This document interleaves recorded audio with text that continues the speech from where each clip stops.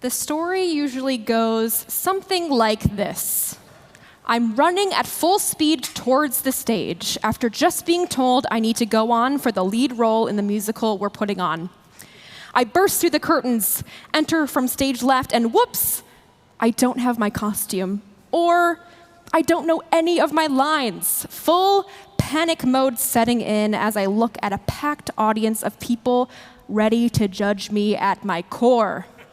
And then, poof, I wake up, breathing heavy, knowing that I just transported a decade back to my high school musical career. Yep, you guessed it, I was having a stress stream, typically plaguing my sleep around the high holidays, as I am a perpetual worrier, even apparently when unconscious. A comment I frequently get after services from people attending for the first time, and there's many of you here tonight, is, wow, it's just like a Broadway show, which I totally get, because to my left are 7 Broadway caliber musicians, some of whom literally leave here to take their spots among the orchestra for shows like Camelot and Parade, just to name a few. And when I get this comment, my initial reaction is, I'm so glad it isn't, knowing that I intentionally did not go down that road.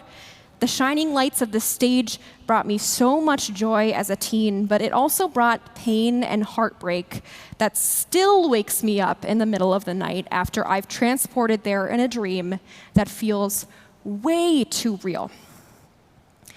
In Parshat Re'eh, we are told that throughout the 3 festivals, the Israelites would need to present themselves before God, not showing up empty-handed, each with their own gift according to the blessing that God gave them. In other words, no one could possibly bring 2 gifts that were alike due to God blessing each of us with unique skills, talents, and purpose upon our creation. The Mishnah Sanhedrin backs this up, stating that when God stamped all people with the seal of Adam, the first human, not one person was made similar to another. I read this and asked myself, why would we waste time striving to be anyone but ourselves, knowing that each of us is individually blessed by God to be unique? There's a Hasidic tale in which this question rings true. Reb Zusha was laying on his deathbed surrounded by his disciples. He was crying, and no one could comfort him. One student asked his Rebbe, "Why do you cry? You were almost as kind as Abraham and almost as wise as Moshe."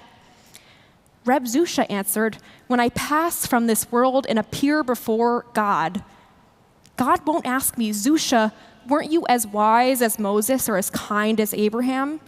But rather God will ask me, 'Zusha, why weren't you Zusha? Why didn't I fulfill my potential? Why didn't I follow the path that could have been mine?' Zusha knew that God would not bother asking how he had strived to be like others. God would want to know how Zusha used his unique gifts to impact the world, carving out his own path. Back in high school, when my life centered around auditioning and dreaming of getting the lead role, I asked myself so many questions. Why can't I be the it girl getting any part I wanted? How can I force myself so far out of my comfort zone that they will finally give me the part? When will it be my turn? When would I be enough? I was praying for the demise of others who were auditioning. They were the competition, but also people I had been friends with since elementary school. I was stuck in an endless cycle of comparing myself and stoking the fires of jealousy when others got the part or the solo over me, desperately wishing I could be someone else, someone who was chosen. I went to a summer theater camp where the director picked apart my appearance in front of the whole cohort, telling me all the things that would detract from my ability to get parts, all the things I couldn't change about myself, my height, my build, my hair, my eye color. I was labeled by this man as too average. I wish I could hug that 16-year-old hearing those words I'm sure the director doesn't even remember now, but words that would echo throughout the unfolding years. In that moment, that girl wanted to be anyone but herself. It would take time and years of healing to overcome the insecurity caused by those critiques. If only I had realized what I know now, that my strengths, my talents, and my skills would be embraced somewhere entirely different, and that the path to a happy life was simply finding myself and embracing the unique blessings God gave to me, embracing me. Once I accepted who I am and realized the power I had inherent within me, that would be when I would thrive. We are in an age where we endlessly scroll through our social media feeds, seeing our friends' perfectly curated photos and posts fly by, wondering to ourselves how they could have it all figured out. It can be hard to embrace yourself and your own identity when it seems like everyone around you has bought the house in the Hamptons, gotten the promotion, or adopted the adorable golden retriever puppy.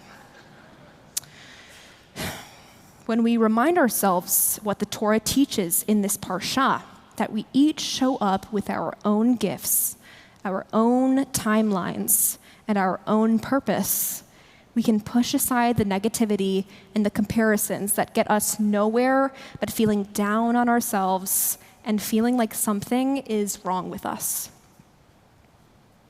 Last week, I was in Oregon with my husband on vacation, and on our last day, we stopped into the famous Powell's City of Books, a gigantic bookstore with countless rooms, floors, and thousands of books. I stumbled upon the self-help section and found a used book on sale written by Dale Carnegie in 1948 called How to Stop Worrying and Start Living. I cracked it open, hoping to unlock the secrets to leading a less worrisome existence, knowing the season of stress dreams was fast approaching. There, I found a quote, highlighted by the previous owner as if it were waiting for me. It read, "You can sing only what you are. You can paint only what you are. You must be what your experiences, your environment, and your heredity have made you. For better or for worse, you must play your own little instrument in the orchestra of life." Reading that quote, I felt like I had cracked the code. All we can strive for in this life is to bring our own gifts to the table, contributing the music of our own souls, playing our own tune, and coming into ourselves without adapting the melody of another. Your instrument may literally not be able to play the tune someone else is playing, and that's okay. Your instrument has its own range, tuning, and style, unique unto itself. Your instrument holds power, as it was given to you by God, a blessing only meant for you.